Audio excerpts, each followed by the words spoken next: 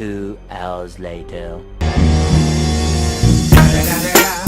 It's the motherfucking Eagle Double G. Snoop Dogg.